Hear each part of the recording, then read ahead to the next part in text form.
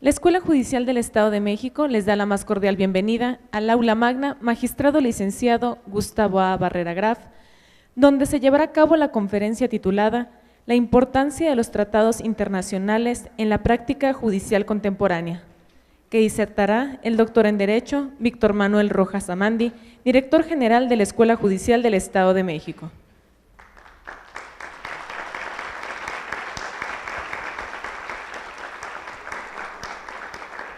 Para dar inicio, cedo el uso de la palabra a la moderadora, magistrada, maestra en Derecho, Marta Camargo Sánchez, presidenta de la Sala Unitaria Penal de Tlalnepantla.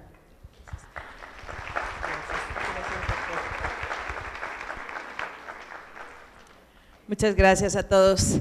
Es un honor, un placer poder estar compartiendo esta conferencia magistral de nuestro queridísimo director de esta Escuela Judicial, que con gran tino ha sido nombrado por esa visión, esa sensibilidad.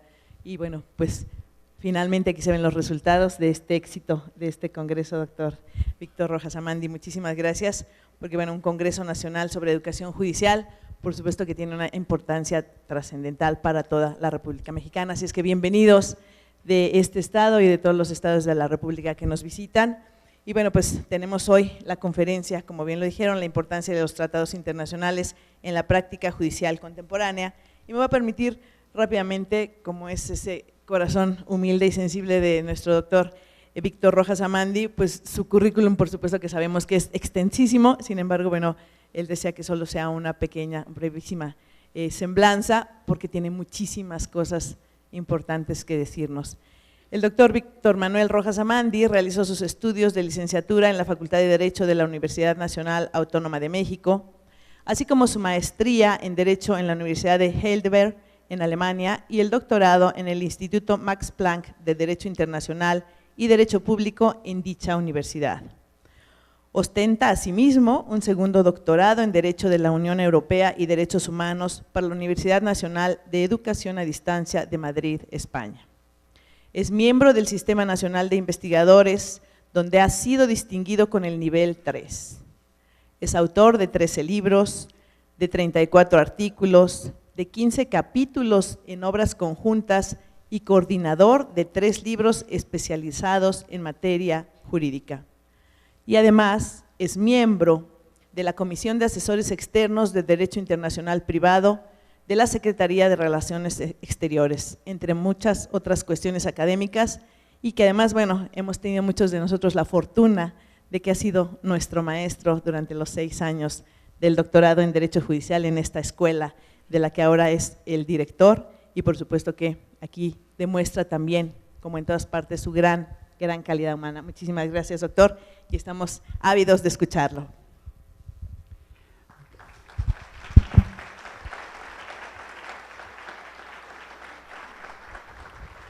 Muy buenas tardes tengan todos ustedes. Bueno, pues en primer lugar quiero agradecer la presencia de los magistrados del Tribunal Superior de Justicia del Estado de México, nuestros invitados de Nuevo León, de Yucatán, de Oaxaca, de Michoacán, de Hidalgo, que nos acompañan en este nuestro segundo Congreso Nacional de Educación Judicial. Y pues asimismo, pues a mi amiga Marta Camargo, quien pues me honra mucho que me modere el día de hoy, espero que me pueda moderar. Y bueno, pues a todos los que están aquí presentes, está siendo un éxito este congreso, esperemos que se les pueda aportar algo de importancia para su vida profesional en el ámbito en donde se desempeñe cada uno de ustedes. Pues vamos a empezar con este tema que he seleccionado. Básicamente, a mí me inquieta mucho este tema desde hace varios años. Digamos que la última etapa de mi investigación, yo soy, como se lo refería la magistrada Martita, soy investigador, básicamente mi actividad fundamental en el ámbito profesional ha sido la de investigación. Fíjense ustedes que podríamos empezar diciendo, como preámbulo de la disertación de este día, que me sorprendió mucho cuando se empezaron a generar ciertos cambios, tanto de reformas constitucionales que veremos más adelante, y en la jurisprudencia mexicana, en que empezaron a tener un protagonismo casi sin precedente en ningún otro lugar del mundo los tratados. Fíjense ustedes que me sorprendió mucho precisamente el hecho que casi todos los operadores jurídicos suponían que era un tratado, cómo funcionaba, cuáles eran sus condiciones de validez, cuáles eran sus reglas de interpretación y cuál era su naturaleza como fuente del derecho, aunque no supieran derecho internacional. Hasta hoy día me sigue sorprendiendo que los constitucionalistas que se apoderaron del tema de la reforma sobre derechos humanos hablen mucho de control de convencionalidad, interpretación conforme, tratados internacionales en materia de derechos humanos y sepan tan poco del derecho de los tratados. Se ha generado una percepción en la práctica que los tratados en su naturaleza de fuente son exactamente igual que una ley y que por lo mismo no es necesario pues conocer alguna naturaleza propia del derecho de los tratados y que sabiendo nosotros pues la teoría de cómo funcionan, quiere decir cómo entran en validez, cómo se interpretan, cómo se aplican en general las leyes, nosotros tenemos la capacitación, tenemos las herramientas necesarias para aplicar los tratados. Y esto es pues realmente una falsa percepción desde mi muy particular punto de vista. Fíjense ustedes que por lo mismo quisiera que empezáramos con unas preguntas y que termináramos con otras. Las preguntas de arranque podrían ser las siguientes: si realmente la aplicación de las disposiciones de los tratados son exactamente en sus condicionamientos iguales que las que se utilizan para aplicar las leyes, si la validez de un tratado se determina igual que la de las leyes, si las disposiciones de los tratados se interpretan igual, siguiendo las reglas que se establecen en los códigos civiles, en los códigos penales, en los códigos de procedimientos correspondientes e incluso en el artículo 14 de la Constitución, y si en general los tratados valen exactamente igual que valen las leyes. Fíjense ustedes que aquí lo que tendríamos que concluir de arranque en una mera respuesta meramente hipotética sería que no, que esta es una falsa percepción y que en la medida que esta percepción nosotros la podamos someter a un análisis, no les digo que la cambien, porque yo digo que la tengan que cambiar, sino que sí la sometamos a un análisis, podemos estar en condiciones de aplicar el derecho, básicamente el derecho de los tratados, en todas sus vertientes, como vamos a ver más adelante, con los objetivos que han seguido tanto las reformas constitucionales como las tesis jurisprudenciales y aisladas que ha emitido básicamente la Suprema Corte al respecto. Podríamos decir nosotros que los tratados son muy complejos y esto es algo que debemos siempre tener a la vista porque tienen una doble validez jurídica y una doble reglamentación. Nosotros no podemos limitarnos simplemente a ver la validez jurídica en el ámbito del derecho mexicano y las condiciones de validez y de aplicabilidad que establece la reglamentación interna en materia de tratados, porque en su origen los tratados son una fuente de derecho internacional. En este punto, podríamos decir de arranque que si queremos aplicar un tratado, tendríamos que ser de alguna manera especialistas en derecho internacional. ¿Qué quiere decir esto en el actual estado de las cosas? Que la materia de derecho internacional y concretamente de derecho de los tratados ya no es patrimonio de los especialistas del derecho internacional. igual que sucede en el ámbito de los derechos humanos. Estas dos disciplinas ya no son patrimonio de especialistas, ahora son herramientas necesarias para cualquier operador del derecho. Fíjense que los tratados siempre tienen una validez dentro de los estados, de los que son parte del mismo, y a la vez una validez para los estados, que esa la regula pues el derecho internacional. El derecho constitucional entonces y el derecho internacional público entran en un diálogo o entran en un monólogo muchas veces, como vamos a ver más adelante, en algunas temáticas. Muchas veces el mismo tema está regulado de dos formas diferentes en los dos sistemas jurídicos. Ustedes vean ahora, les voy a poner nada más un simple ejemplo para que vean lo complejo que es esto, y quizás pasa desadvertido precisamente porque muchas veces no estamos queriendo ver el ámbito internacional. Fíjense muy bien, ¿cómo resuelve la Corte Interamericana sobre Derechos Humanos el tema relativo a la aplicabilidad de las disposiciones sobre derechos humanos interamericanas y las constituciones locales y en general el derecho jurídico nacional de los estados parte?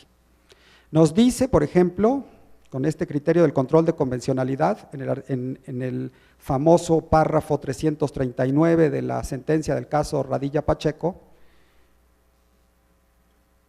que van por delante, que cualquier disposición del derecho interno, las disposiciones internacionales o interamericanas de derechos humanos. Muy sencillo. Cualquier disposición nacional que se oponga a lo que dicen tanto las disposiciones internacionales, interamericanas de derechos humanos, como la jurisprudencia del propio tribunal, lo dice expresamente, es nula desde un origen. Y ahí se incluyen las disposiciones constitucionales. Ahora, ¿qué dice nuestra Suprema Corte? Nuestra Suprema Corte dice, no, si llega a haber algún conflicto, no se va a resolver con base en que primero nos vayamos a lo interamericano. Aquí aplicamos el principio pro persona. Hay que escoger la norma más protectora. Dos soluciones diferentes para el mismo tema. ¿Qué quiere decir? Como tiene doble validez, el tratado, o en este caso la Convención Americana de los Derechos Humanos, el mismo problema se podría resolver totalmente de manera diferente si lo tuviera que resolver la Corte Interamericana a que si lo tuviera que resolver la Suprema Corte de Justicia de la Nación, porque cada una va a resolver de acuerdo con la validez propia o con los requisitos y condicionamientos de validez propios de su propio sistema jurídico. Y sin embargo estamos hablando de un único instrumento que hay que estar aplicando en los dos ámbitos. Muy bien. Entonces aquí tenemos este tema que lo anunciaba desde un principio. Hay una dualidad de valideces y hay una dualidad de temáticas que se pueden regular diferente por los dos sistemas jurídicos. Muy bien. Por eso mismo se suele decir en la doctrina del derecho internacional público que todos los estados que son parte de un tratado quedan obligados por todas sus disposiciones, pero la manera como cada estado cumple, eso depende de su ámbito interno, quiere decir de sus disposiciones internas. Hay muchas formas como se puede dar cumplimiento a un tratado en el ámbito interno y eso ya no lo decide el derecho internacional, ya lo tiene que decidir el derecho constitucional de cada estado. Y por eso es por lo que podemos reafirmar que los tratados tienen una doble validez, tienen una doble cara en cuanto a su validez. Y esa doble cara no es exactamente un espejo una de la otra, es precisamente como las caras que tienen las monedas. Una tiene águila y otra tiene sol, no coinciden. ¿Y cuál es la naturaleza de una moneda? ¿El águila o el sol? Pues son las dos, vamos a ser claros. Muy bien, pues vamos a ver rápidamente. La regulación de los tratados en el derecho internacional público está básicamente en tres convenciones. Hay una convención de Viena sobre derecho de los tratados, una convención de Viena que se refiere concretamente a los tratados que se celebran entre estados por escrito. Hay otra segunda convención sobre derecho de los tratados que se celebran entre organismos internacionales, entre sí, o entre organismos internacionales y entre estados. Y finalmente hay una convención de Viena sobre sucesión de estados en el derecho de los tratados. México no es parte más que de las dos primeras, aunque la segunda, quiere decir aquella de los organismos internacionales, no ha entrado en vigor internacional. Les voy a decir algo para que se queden sorprendidos. Estas dos convenciones, quiere decir la 1 y la 2, que se llaman Convención de Viena sobre Derecho de los Tratados, pero una nada más no tiene calificativo, digamos, es Convención de Viena estrictamente sobre Derecho de los Tratados, y la otra es Convención de Viena sobre los derechos de los tratados entre estados y organismos internacionales, o entre organismos internacionales entre sí, se ha confundido. Y se ha confundido para la Suprema Corte de Justicia. Las mencionan en ocasiones en algunas ejecutorias como si fueran la misma. Esto es precisamente porque no le dieron mucha importancia en conocer el derecho de los tratados antes de aplicar un tratado para resolver alguna causa concreta. Muy bien. En el derecho nacional tenemos una regulación bastante compleja sobre el derecho de los tratados. Tenemos a la Constitución, en primer lugar, la Constitución Política de los Estados Unidos Mexicanos, el artículo primero, el artículo 11, el artículo 15, el 18, el 73, fracción 29, el 76, fracción primera, el artículo 89, fracción 10, el artículo 103, fracción primera y fracción segunda, el artículo 105, fracción segunda, incisos B, G y H, el artículo 119 y el artículo 133 tienen algunas regulaciones o algunas normas que rigen el ámbito de los tratados en el sistema jurídico mexicano. Luego tenemos una ley sobre celebración de tratados y luego tenemos otra ley sobre celebración de tratados en materia económica. Muy bien, la validez de los tratados se fija básicamente por el artículo 15 y el 133 en el ámbito interno mexicano de la Constitución. En el artículo 133 se establece un requisito de validez en el sentido de que los tratados deben de estar de acuerdo con la Constitución. Quiere decir que un tratado que no fuera consistente con la Constitución, de entrada tiene un vicio de invalidez en el ámbito interno. Eso no quiere decir que el gobierno mexicano no deba de cumplir ese tratado en el ámbito internacional. En segundo lugar, son inválidos los tratados para la extradición de reos que hayan tenido la condición de esclavos en el país que los requiera. Estos son los requisitos de validez. Además, cualquier tratado que altere derechos fundamentales reconocidos por la Constitución y los tratados internacionales de que el Estado mexicano sea parte, también serían por su contenido inválidos en el ámbito del derecho nacional. Muy bien, los tratados son obligatorios y esto es lo interesante del asunto, por lo que nosotros tendríamos que siempre estar viendo las dos caras de la moneda. Aquí estamos viendo que hay tratados que nos dice la Constitución que de entrada serían inválidos en el ámbito interno, porque por ejemplo no están de acuerdo con la Constitución. Ahora, en el ámbito internacional, pues no es la misma solución. Si el Estado mexicano asumió una obligación internacional, ahora no tan sencillamente puede venirnos a decir que no la va a cumplir porque en su sistema jurídico nacional no le es posible cumplirla. Concretamente, les vamos a poner un caso hipotético que posiblemente algún día llegara a la Corte Interamericana. Nuestra Corte nos dice de manera muy sencilla: las restricciones a los derechos que prevé expresamente la Constitución prevalecen sobre todos los derechos humanos, los previstos tanto en la Constitución como los previstos en tratados. En el ámbito interamericano, vamos a poner un caso muy concretito.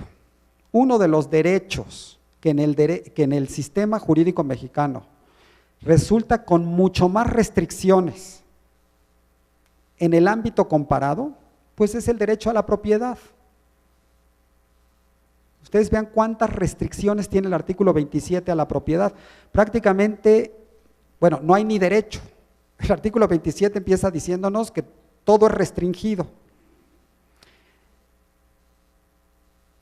Esas restricciones puede ser que vayan en contra de lo que dice o dicen los artículos correspondientes de la Convención Americana sobre Derechos Humanos en materia de derecho a la propiedad.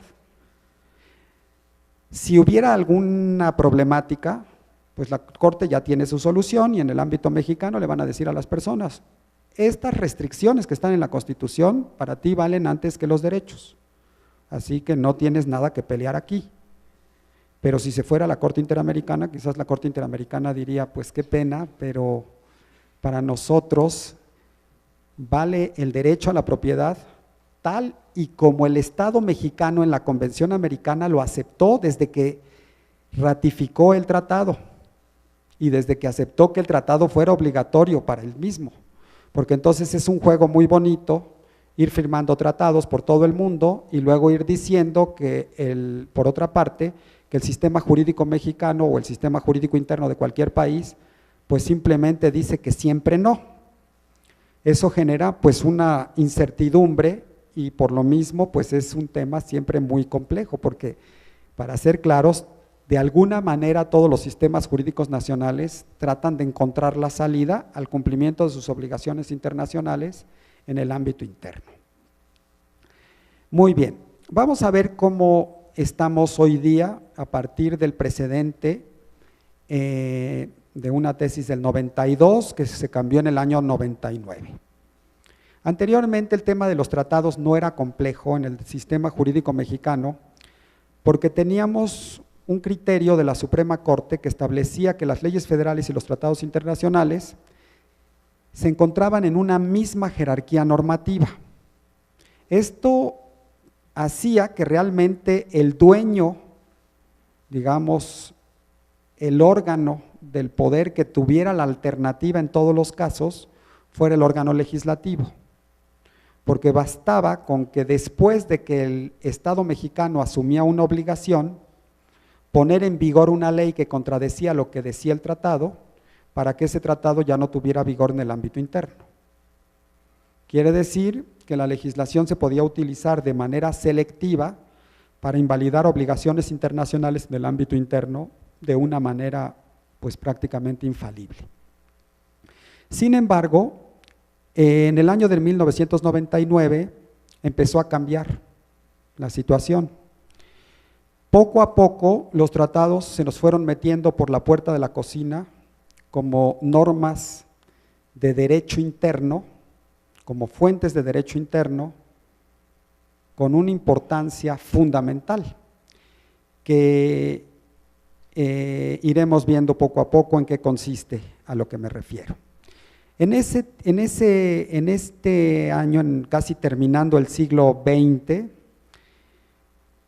en la ejecutoria del Pleno de la Suprema Corte, en este caso sobre el Sindicato Nacional de Controladores de Tránsito Aéreo, la Corte cambió el criterio anterior y entonces ahora establece que ya los tratados se ubican jerárquicamente por encima de las leyes federales y en un segundo plano respecto a la Constitución. Esto, fíjense ustedes que fue un tema muy importante, fue una decisión muy importante que tenía como propósito, pues si estamos en un proceso globalizador, pues de darle preferencia a la norma del derecho internacional, que es el instrumento a través del cual se está llevando a cabo el proceso globalizador. Si debe ser más importante cada vez la política exterior y cada vez los temas internacionales deben de tomar mayor protagonismo, Bueno, pues entonces la norma internacional debe de tener superior jerarquía que las leyes internas. Y fíjense ustedes que aquí todavía esto ni siquiera está muy bien analizado. Esto ya fue fuertemente criticado en Europa con el proceso de el derecho supranacional europeo por lo siguiente, porque si estas dos fuentes regularmente las vamos a tener en competencia y le estamos dando preferencia a la fuente internacional, estamos ocasionando una distorsión que le llaman ellos un déficit democrático en la reglamentación interna de los estados. Concretamente, ¿a qué me refiero? A que en un tratado la intervención de los órganos de representación popular es mínima. El que tiene prácticamente la batuta del proceso es el órgano ejecutivo. En cambio, en un proceso legislativo es exactamente al revés. Tiene mucho mayor protagonismo el órgano legislativo y mucho menor protagonismo el órgano ejecutivo. Y entonces por eso nos dicen en Europa, esto es un déficit democrático, porque aquí el presidente, ¿cuál es la regla aplicable? No tanto mis representantes en el Congreso, a los que yo he empoderado, a los que yo les he dado capacidad para que decidan sobre qué reglas tienen que regir mi vida. Ahora, esto llega a ser todavía más grave por un tema que cruza muchos otros ámbitos del derecho mexicano. Siempre en México se nos llena la boca en todos los discursos políticos y jurídicos que somos un país federal.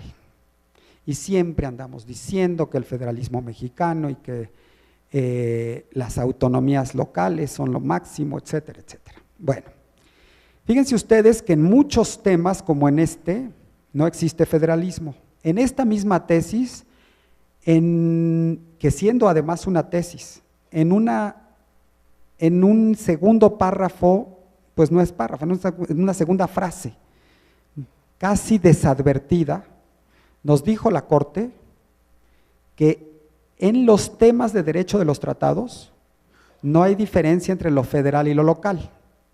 ¿Qué quiere decir?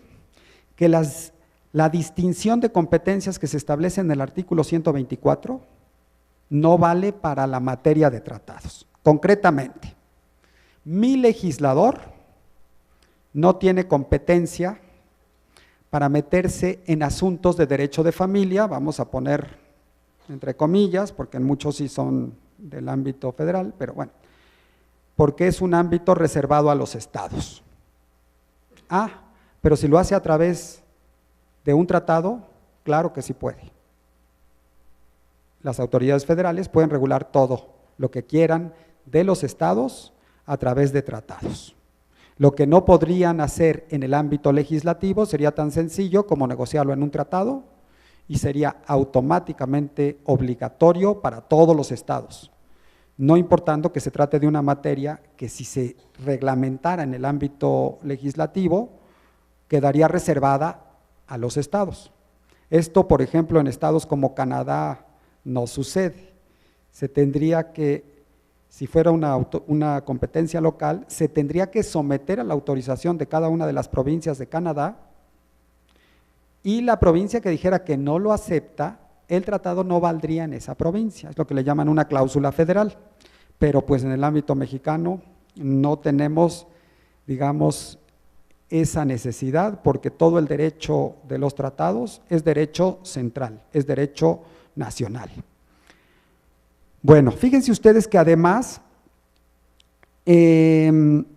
decía esta tesis que la aplicación y cumplimiento de los tratados internacionales de los que México sea parte no puede quedar supeditados a lo que dispongan las leyes ordinarias, sean generales, federales o locales, pues ello implicaría que el Estado mexicano incumpliera las obligaciones que libre y soberanamente contrajo frente a los estados, a otros estados, ¿no?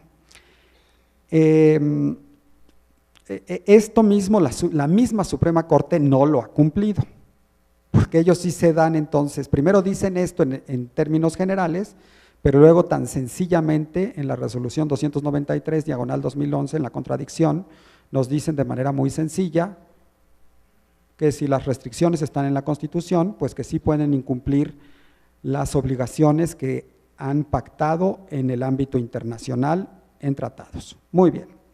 Bueno, fíjense ustedes que además esta tesis fue reproducida prácticamente en el amparo en revisión 120/2002. También se estableció que los tratados tienen superior jerarquía que las leyes y en especial que cualquier ley, porque quedaba la duda si solo sobre las leyes federales y locales, pero había un tipo de leyes que les llamaban constitucionales, algunos tratadistas como Mario de la Cueva o Jorge Carpizo, y que si esas leyes, como son reglamentarias de la Constitución, tipo la ley de amparo, pues quedaban excluidas de esta jerarquía y esas sí podrían ser de superior jerarquía. Aquí se fue contundente y se dijo que no, ninguna ley de ningún tipo puede ser, digamos, jerárquicamente igual o superior a un tratado. Muy bien. Además, otra de las características del ámbito o de la reglamentación interna de los tratados tiene que ver con la reforma al artículo 1 de la Constitución. En esa reforma publicada en Diario Oficial del 10 de junio del 2011, se precisó que todas las personas gozarán de los derechos humanos reconocidos en esta Constitución y en los tratados internacionales de los que el Estado mexicano sea parte. Muy bien. Aquí pues se abre este tema del bloque de constitucionalidad, que siempre se habla mucho, pero nunca nos dicen precisamente qué está dentro y qué está fuera del bloque. Es como un concepto vacío, que le podemos meter lo que queramos, pero luego le podemos sacar también lo que queramos. Pero bueno, entonces aquí la idea es que las normas de derechos humanos que prevean los tratados de los que el Estado mexicano sea parte, aquí les voy a hacer una precisión y les voy a, simple y sencillamente una precisión terminológica, y les voy a hacer también alguna aclaración por qué tampoco es tan malo. Los especialistas del tema dicen que es incorrecto llamarle tratados internacionales, o sea que cuando hablemos conceptualmente, hablar de tratado internacional es una tautología, porque no hay tratados nacionales y tratados internacionales, todos los tratados son internacionales. Entonces hay que decirles tratados, por eso las convenciones se llaman de derecho de los tratados, no de los tratados internacionales. Ahora, como nuestra Constitución sí utiliza el término de tratados internacionales, entonces tampoco es incorrecto llamarles tratados internacionales. Entonces, bueno, terminológicamente pienso yo que lo correcto sería que si hablamos en general serían tratados, y que cuando hablemos de algunas disposiciones de la Constitución o de temas concretos, sí podríamos usar el término de tratados internacionales. De todas maneras, bueno, pues no es más que una precisión terminológica que no se respeta en la práctica, ¿no? Muy bien, aquí lo interesante del asunto es que había sucedido un fenómeno después de la Guerra Mundial. Resulta que el derecho de los derechos humanos creció prácticamente en los tratados. Y las constituciones fueron, podríamos decir, perezosas para seguir creciendo en derechos. Llegó un momento en que los derechos humanos previstos en las constituciones ya eran derechos anticuados, y los derechos humanos de última generación eran los que estaban en los tratados. Entonces se hacía necesario una cláusula como esta, que ya había sucedido, ya se había introducido en muchas otras constituciones del mundo, por una cláusula que le llaman en inglés, por incorporación por referencia, jalar todas las normas de los derechos humanos que estén previstas en los tratados, en lugar de contabilizarlas y meterlas directamente a la Constitución. Entonces, por eso mismo, se vino toda una nueva ideología, una nueva interpretación, una nueva reconceptualización de las normas de los tratados cuyo contenido se refiere a derechos humanos. Aquí fíjense ustedes que como crítica, incluso autocrítica, pues no sabemos cuáles son, porque no son los tratados de derechos humanos, son normas de derechos humanos previstas en los 1400 tratados de los que México se aparte. No se han contabilizado, ni sistematizado, ni nada. Todos suponemos que sabemos cuáles son, pero pues quién sabe, ¿no? Si sepamos realmente cuáles son. Bueno, entonces, aquí lo que es importante es entender que ya hay algunas normas de los tratados que incluso tienen nivel jerárquico constitucional.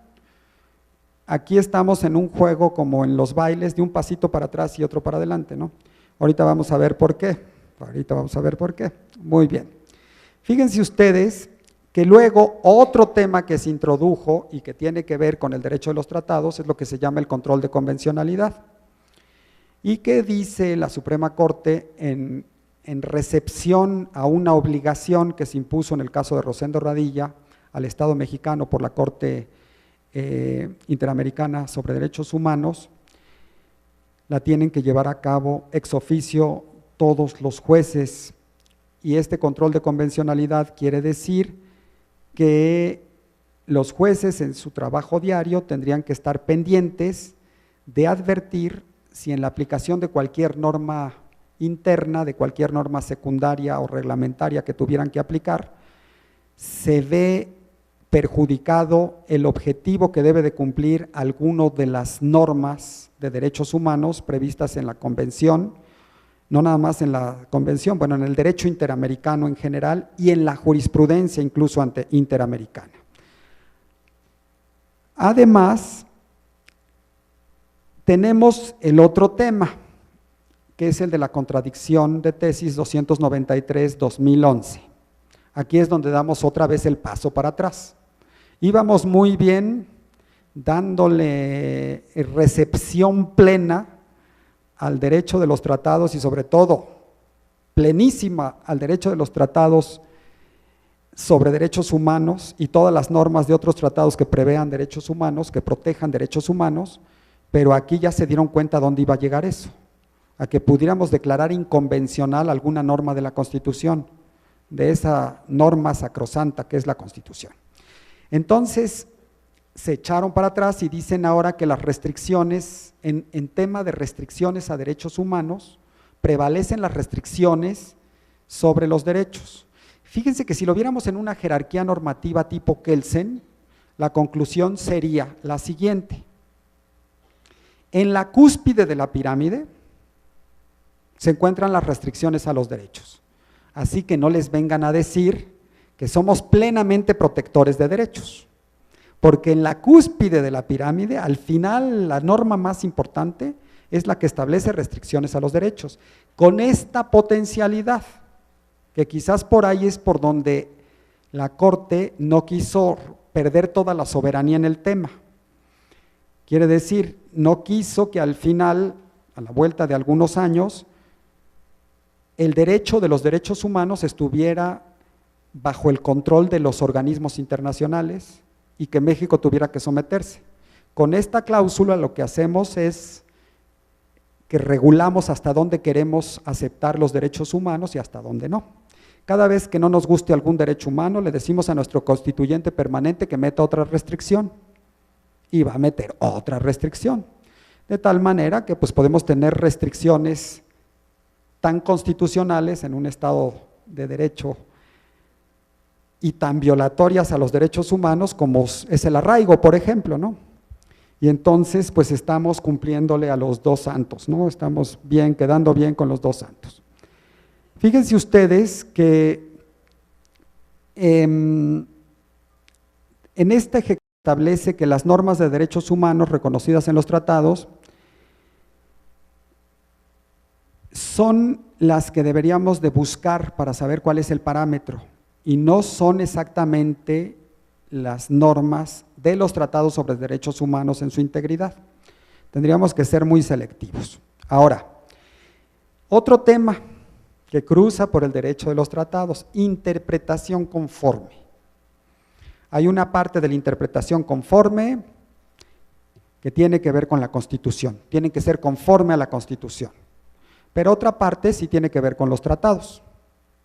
Nos están obligando a que sepamos cuál es el contenido de los tratados para que llevemos a cabo la interpretación conforme. Es muy fácil que nos digan, pues lleva a cabo una interpretación conforme.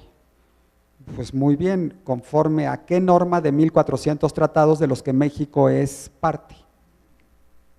Imagínense que estamos en un juzgado donde nos empieza a batir el rezago y yo todavía, antes de firmar la resolución, siendo juez, me tengo que poner a buscar entre 1400 tratados a ver si no hay una disposición con la que mi interpretación pudiera estar en choque, pudiera estar contradiciéndola, ¿no?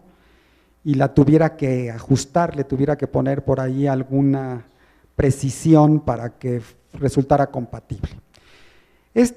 Fíjense ustedes, además, les voy a decir algo, esta norma constitucional, este párrafo, segundo párrafo del artículo primero, tiene una redacción desafortunada.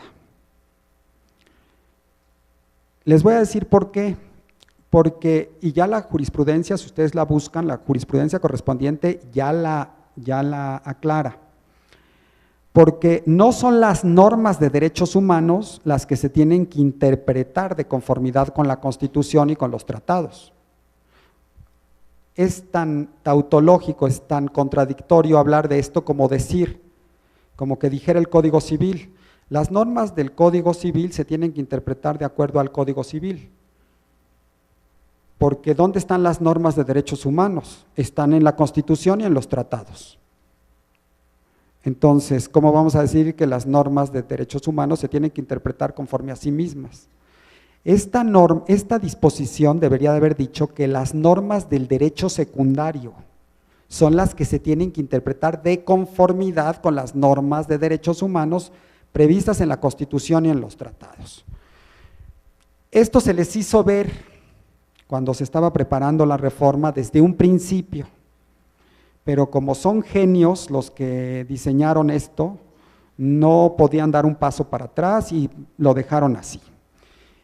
De todas maneras, para la jurisprudencia quedó muy claro que no era decir las normas de derechos humanos se tienen que interpretar conforme a las normas de derechos humanos, sino era decir que las normas del derecho secundario son las que tienen que ser consistentes con las normas de derechos humanos previstas en esas dos fuentes. Muy bien. Entonces, nosotros podríamos decir que este es otro de los elementos que interviene en esta nueva necesidad de aplicación práctica en todas las materias y en donde está presente el derecho de los tratados. Finalmente, podríamos decir que la interpretación de las normas de los tratados es el otro tema. Fíjense ustedes que aquí hay un tema muy importante. Siempre suponemos que el tratado lo deberíamos interpretar exactamente igual que interpretamos una ley. Vamos a poner un tema muy concretito. ¿A qué me refiero? Vamos a suponer que yo llego y le pregunto a un juez, o más que le pregunte, le pido a un juez que interprete la Convención Americana de los Derechos Humanos en su versión en francés, porque es más protectora que en su versión en español.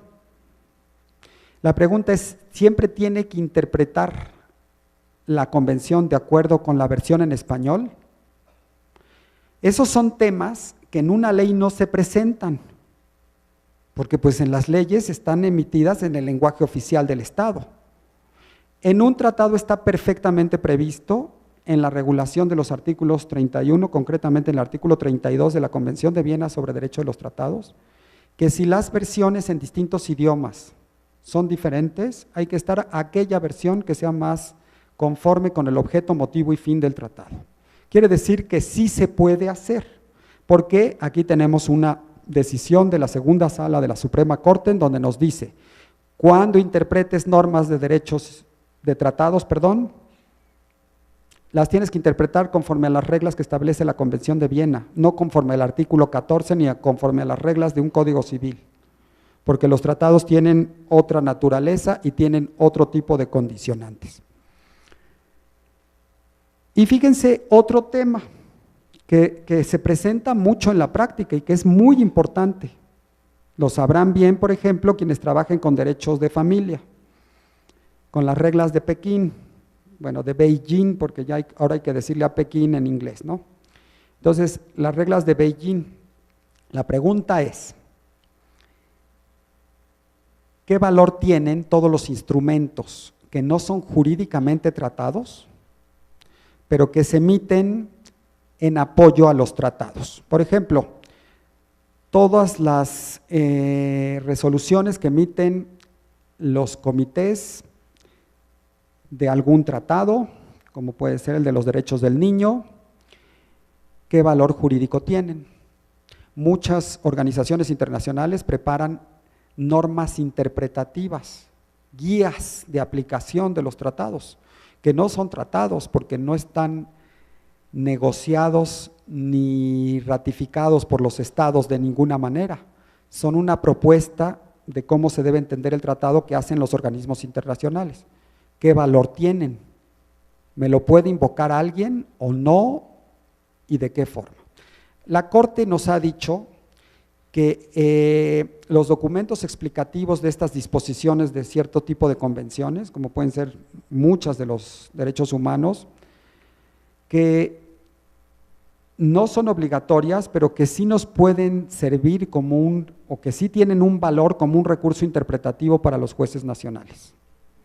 Quiere decir que esa es de alguna manera una interpretación oficial del tratado y que sí deberíamos de recurrir a ellas cuando estemos aplicando los tratados.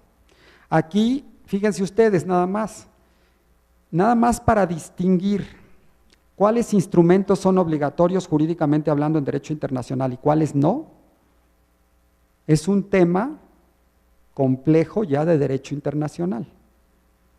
Y entonces no es nada más tan sencillo como que hay que aplicar los tratados y ya, y cualquiera sabe la manera como se deben aplicar. Muy bien, pues voy a cerrar mi exposición con algunas preguntas que quedarían abiertas. Siempre es más importante la pregunta que la respuesta. ¿Cómo se interpretan las normas convencionales para efectos de la interpretación conforme? Por ejemplo, como si fueran normas nacionales o como si fueran normas internacionales. ¿Cómo se entiende la jerarquía normativa de las normas sobre derechos humanos? Aquí traemos todavía un tema que para muchos se les congestiona.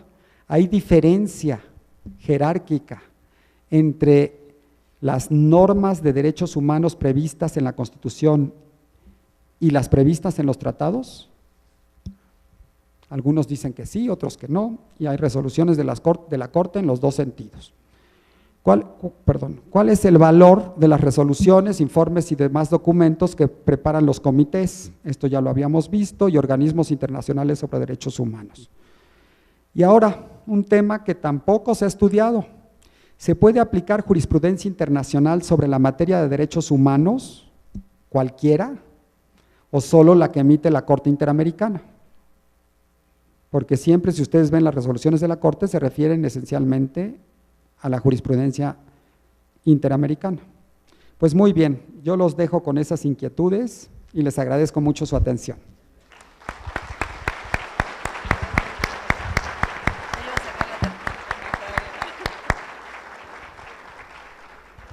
Muchísimas gracias, doctor Víctor Manuel Rojas Amandi, por un tema de tanta trascendencia, de tanto interés, y que seguramente estas preguntas que nos ha dejado con mucha inquietud las podremos encontrar, algunas de las respuestas, o seguramente todas, en sus 13 libros, sus 34 artículos, y bueno, pues todo lo que usted ha escrito al respecto y todo lo que nos ha enseñado durante muchísimos años.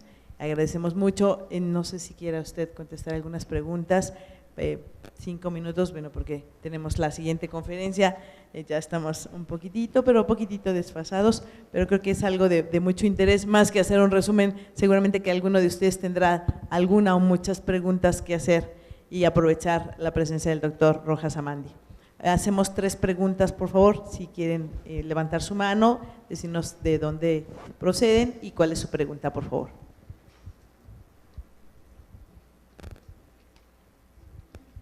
Rosy, gracias.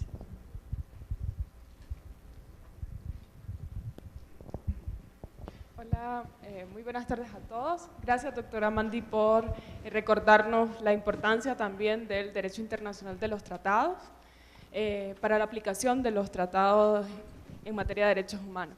Sin embargo, yo tengo una pregunta respecto de las restricciones, porque hacia donde nos están llevando, bueno, en el caso de México, es a la constitucionalización de restricciones, tal y como usted lo decía, dejaron en la cúspide, así en una pirámide, a las restricciones. Ahora, si eso sucede, si seguimos constitucionalizando restricciones, va a llegar un momento en que va a chocar con el principio de progresividad de los derechos humanos. Entonces los jueces ahí van a tener un serio problema, porque en virtud del principio de progresividad no se puede retroceder, tendríamos que ver hacia adelante. Entonces, ¿cómo tendría que interpretarse o qué papel jugarían los jueces en esta interpretación entre una restricción y un principio internacional que se aplica a los tratados? Bueno, la pregunta es una pregunta de frontera, o sea, es una pregunta muy compleja porque implica hasta dónde se puede llegar de los dos lados, ¿no? Hasta dónde se puede llegar en progresividad y si la progresividad implicaría siempre seguir adelante, como si, por ejemplo, pudiéramos suponer que siempre se van a seguir rompiendo récords olímpicos y algún día nuestros nietos quizás les va a tocar ver que alguien corra 100 metros en 5 segundos y así queremos que sean los derechos humanos, aún en contextos en donde, porque eso también aparece muy frecuentemente en el discurso de los derechos humanos, aún en contextos de recesiones económicas. Y por otro lado, ¿hasta qué punto se puede constitucionalizar no las restricciones, sino la negativa a los derechos humanos, ¿no? ¿Hasta dónde ya se perdería la esencia de decir que los derechos humanos son patrimonio de todos y la Constitución los protege y pudiéramos poner una restricción que dijera que excepto cuando X autoridad quiera o que excepto bajo qué condiciones? Entonces, me parece que aquí es donde ya los temas normativos desbordan y deberíamos de apelar más al juicio de las personas. Yo creo que en casos siempre la labor de ponderación y valoración debe ser muy importante para saber a dónde se puede llegar, dónde están los límites. Yo creo que en cualquier sistema, incluso todos los tratados, todos los sistemas de derechos humanos reconocen las restricciones como algo esencial a los derechos. Pero hay restricciones que deben existir para darle oxígeno a todo el sistema y hay restricciones que ya deberíamos de considerarlas como nugatorias de derechos. Y eso ya cruza por un juicio de ponderación que en cada caso tendría que hacer valer un juez, en el entendido que siempre el bien mayor es el que hay que solventar, ¿no? Ese sería mi punto de vista. Gracias, doctor. Aquí tenemos otra pregunta. Bueno, pues aprovechando. Buenas tardes, soy Mario Cruz. Víctor, una felicitación por tu ponencia. Yo quisiera saber tu opinión como especialista, obviamente en Derecho Internacional y especialmente en el ámbito de la argumentación. Yo sé que este tema quizá causa mucha o levanta mucha ámpula, pero me gustaría saber tu punto de vista técnico. En la Ciudad de México, los chilangos ya tenemos una constitución, la Constitución de la Ciudad de México. Y yo, como tú y como muchos juristas de la Ciudad de México, estuvimos pues muy metidos en todos los debates que plantearon los nuevos derechos, se dice de vanguardia, de punta en la Ciudad de México. Por poner el caso, ya que está la magistrada Marta, el tema de los niños, ¿no? Todas las organizaciones de la sociedad civil, Redim, etcétera, lograron colocar ahí muchos principios de la niñez, justamente desde la perspectiva de los principios que tienen los tratados. El tema también, por ejemplo, del derecho a la ciudad sustentable, muchos de los constituyentes lo bajaron justamente de los principios de los tratados. ¿Cuál es tu opinión sobre este tipo de nuevos modelos normativos constitucionales que ya están apelando mucho en su estructura, más que a un modelo constitucional, a un modelo internacional justamente del modelo político local? Entonces, quisiera saber tu opinión. Sí, bueno, yo creo que debe haber un sano equilibrio. Entre lo nacional y lo internacional siempre debe haber un sano equilibrio. No podemos irnos a los extremos en la balanza. ¿Hasta qué punto y de qué manera se pueden recibir los derechos internacionales en el ámbito local? ¿De acuerdo? Porque esto tiene una condicionante, sobre todo en la mayor parte de los derechos económicos, sociales y culturales, tiene una condicionante a la posibilidad presupuestaria. Y abusar, irnos al otro extremo, sería desprestigiarlos de tal forma que acabaríamos en lo contrario, en acabar diciendo, pues como no tenemos dinero, entonces mejor no cumplimos nada. Nos esperamos hasta que seamos ricos para tener derechos sociales, culturales, ¿no? Entonces yo creo que siempre hay que encontrar un sano equilibrio.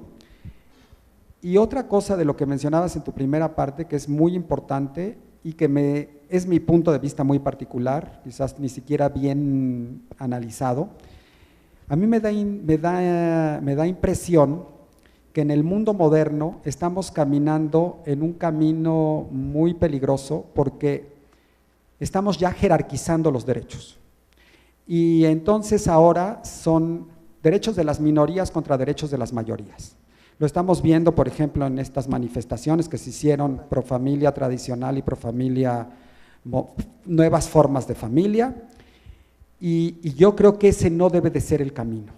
O sea, yo creo que debemos encontrar los equilibrios entre ambos tipos de derechos, porque llegar a estos extremos que digamos que tienen una pretensión exagerada de decir que los derechos de las minorías van a prevalecer sobre los de las mayorías, a lo que lleva es a que pase algo similar a lo que pasó en Estados Unidos en la elección.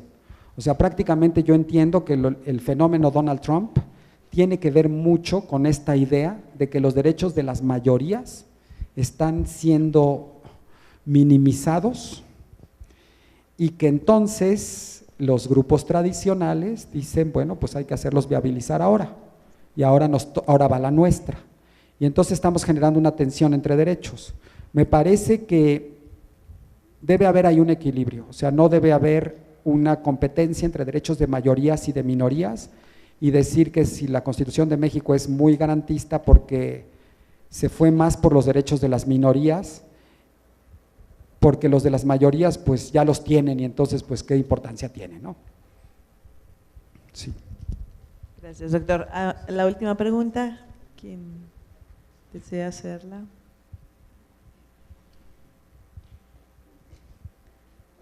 Bueno, pues agradecerle nuevamente todos sus conocimientos al doctor Víctor Manuel Rojas Amandi. Siempre es un placer escucharlo y aprender de usted, doctor. Muchas gracias. Agradecemos la intervención del doctor Rojas y de la magistrada Marta. Y a continuación invito a la magistrada maestra en Derecho, Alberta Virginia Valdés Chávez, para que haga entrega del siguiente reconocimiento. Al doctor Víctor Manuel Rojas Amandi, por la brillante disertación de la conferencia La importancia de los tratados internacionales en la práctica judicial contemporánea. Y a la magistrada Marta Camargo Sánchez, por su destacada participación como moderadora.